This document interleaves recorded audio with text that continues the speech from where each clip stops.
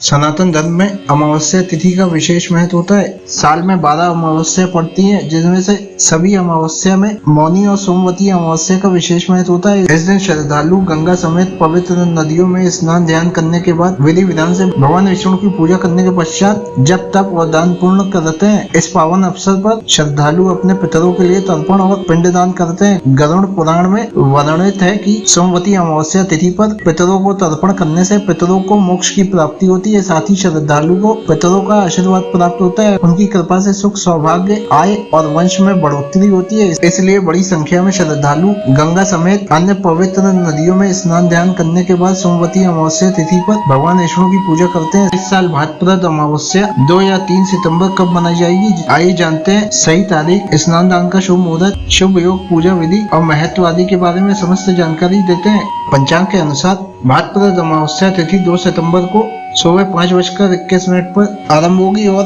3 सितंबर को सुबह 7:24 पर समाप्त होगी। अमावस्या का स्नान दान उदय तिथि से मान्य होता है। ऐसे में भाद्रपद अमावस्या 2 सितंबर को मान्य होगी।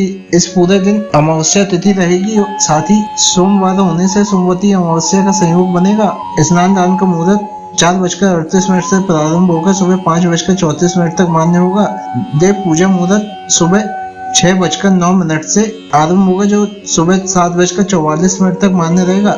पितरों के श्राद्ध का मुहूर्त दोपहर 12 बजे के बाद और सूर्यास्त के पहले समय तक मान्य होगा।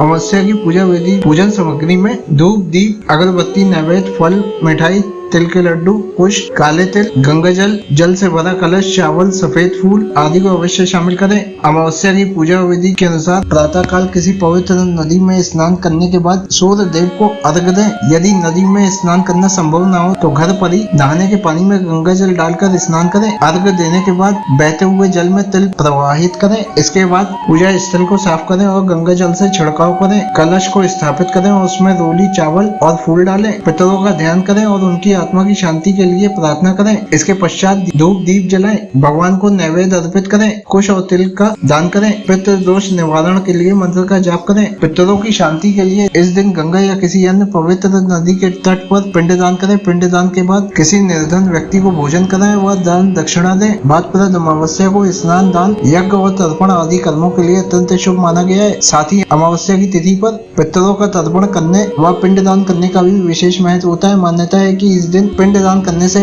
पितर प्रसन्न होते हैं और अपने वंशजों को आशीष देते हैं। क्योंकि भाद्रपद मास भगवान कृष्ण को समर्पित है और इससे भाद्रपद अमावस्या का महत्व और भी बढ़ जाता है। इसलिए इस अमावस्या तिथि पर भगवान भोलेनाथ के साथ साथ श्री कृष्ण की भी उपासना का विधान है। ऐसी मान्यता है कि इस दिन धार्मिक कार्यों के लिए कुशाएं एकत्रित की जाती है। इसलिए भाद्रपद अमावस्या को कुश ग्रहणी के नाम से जाना जाता है। इसके अतिरिक्त इसे पिठौरी अमावस्या के नाम से भी जाना जाता है। कहा जाता है यदि इस दिन सुहागिन महिलाएं पिठौरी अमावस्या का व्रत करती है तो इस व्रत के प्रभाव से उन्हें संतान रत्न की प्राप्ति होती है और उनका जीवन सुखमय होता है। यदि कोई काल सर्प दोष के निवारण की पूजा कराना चाहता है तो उसके लिए भी भाद्रपद अमावस्या की तिथि उत्तम होती है। इस दिन पीपल के पेड़ के नीचे सरसों के तेल का दिया जलाने की भी परंपरा है और उस पेड़ की 7 परिक्रमा भी की जाती है।